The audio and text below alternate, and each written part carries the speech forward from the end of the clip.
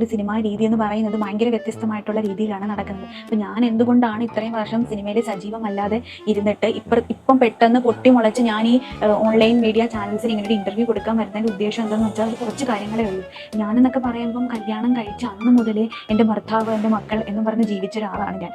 ഇപ്പം ഒരു എക്സാമ്പിൾ പറയുകയാണെങ്കിൽ ഇപ്പം മോളുടെ കാര്യം തന്നെ ഞാൻ എടുക്കാം. മോളെ കല്യാണം കഴിച്ചിട്ടില്ല. അപ്പം ഞാൻ ചേച്ചി ഉപദേശിക്കുകയാണ് എന്ന് മോക്ക് തോന്നുന്നത്. പക്ഷെ മോക്ക് മനസ്സിലാകാനായിട്ട് ഞാൻ പറഞ്ഞു തരികയാണ്. അതായത് എൻ്റെ കല്യാണം കഴിഞ്ഞ അന്ന് മുതലേ എൻ്റെ ഭർത്താവിന് വേണ്ടിയിട്ടുള്ള എല്ലാ കാര്യങ്ങളും ഞാൻ ചെയ്യുന്നുണ്ട്. എൻ്റെ കാര്യങ്ങൾ ഞാൻ വേണ്ടാന്ന് വെച്ചിട്ടാണ് ചെയ്യുന്നത്. കാര്യം എൻ്റെ കാര്യങ്ങൾ വേണ്ടാന്ന് വയ്ക്കുമ്പോൾ ഞാൻ പല്ല് തേക്കാൻ മറക്കുന്നു, ഞാൻ എൻ്റെ കാര്യത്തിന് ഞാൻ കുളിക്കാറില്ല, ഞാൻ ആഹാരം കഴിക്കാറില്ല, എൻ്റെ കാര്യങ്ങളൊന്നും ഞാൻ ചെയ്യാറില്ല. കാര്യം അതൊക്കെ നമ്മുടെ കടമയാണ്. അപ്പോൾ ഇപ്പോൾ ഞാനാണെങ്കിൽ ഞാൻ രാവിലെ എണീക്കുന്നു, എൻ്റെ ഭർത്താവിന് എന്താ വേണ്ടതെന്ന് വെച്ചാൽ ഭർത്താവിൻ്റെ കാര്യങ്ങളെല്ലാം നോക്കി ഭംഗിയായി ചെയ്യുന്നുണ്ട്. ഭർത്താവിന് ഞാൻ ബ്രഷ് കൈക്കൊണ്ട് കൊടുത്താണ് പല്ല് തേപ്പിക്കുന്നത്.